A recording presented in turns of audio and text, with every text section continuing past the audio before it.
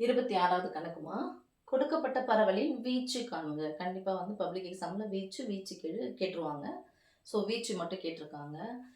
இது வந்து நமக்கு என்னன்னா, ஒரு ஒரு நம்பர் இப்போ தனித்தனியா நம்பர் குடுத்துருந்தாங்கன்னா ஈஸி. பெரிய நம்பர்லேருந்து சின்ன நம்பர் கழிச்சு ஈஸியா போடலாம். ஆனா இங்க குடுத்துருக்கிறது பரவலா குடுத்துருக்காங்க. இங்க பாருங்க இடைவெளியோட குடுத்துருக்காங்க.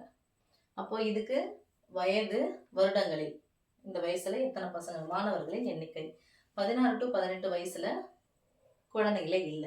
ஸோ இது நம்ம எடுத்துக்க வேண்டிய அவசியம் இல்ல. அடுத்து 18 to 20 வயசுல எத்தனை பேர் இருக்காங்க? 4 பேரு. 20 to 22 வயசுல 6 பேரு. 22 to 24ல 8 பேரு. வயசுல 8 பேரு. 24 to 26 வயசுல 2 பேரு. 26லேருந்து 28 வயசு வரைக்கும் 2 பேர் இருக்காங்க. அதிகபட்சமான வயது எவ்வளோ அப்படின்னா 28. குறைந்தபட்ச வயதுங்க 16 பார்க்கணுமானா இல்லை. ஏன்னா அங்க என்ன இருக்கு? 0. பசங்களே இல்லைன்னு சொல்லிட்டாங்க. அப்போ குறைந்தபட்ச வயதுங்க எதை பார்க்கணும்? 18. அப்போ மிகப்பெரிய வயசு 28, மிக சிறிய வயசு 18. அப்போ வீச்சு அப்படின்னு சொன்னா ஃபர்ஸ்ட் வீச்சுக்கான ஃபார்முலா எழுதிக்கலாம்.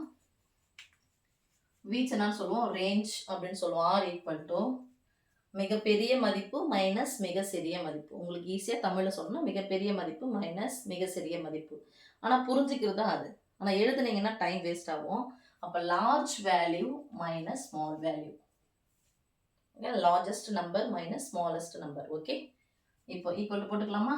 ஆர் ஈக்குவல் டு இப்போ அதிகப்படியான வயசு எத்தனை இருக்கு? இங்க கொடுத்ததுல 28. குறைஞ்ச வயசு எத்தனை கொடுத்துருக்காங்க? 18. 28லேருந்து 18 போயிடுச்சு. மீது எத்தனைமா? 10. அப்போ டிஃப்ரெண்ட் ரேஞ்ச் எவ்வளோ இருக்குன்னா 10 வருடங்கள். இது ஆர். ஃபார்முலாவுக்கு 1 மார்க்கு, இந்த ஆன்சருக்கு 1 மார்க்.